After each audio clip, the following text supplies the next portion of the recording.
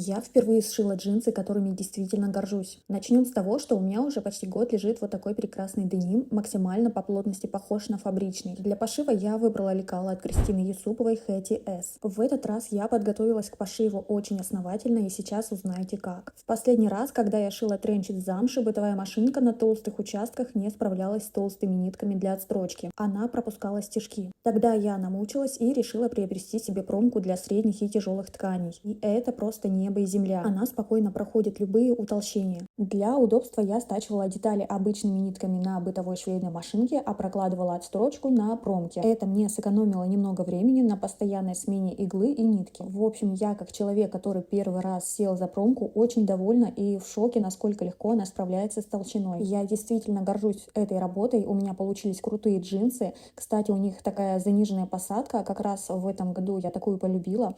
Я в восторге. А как вам результат?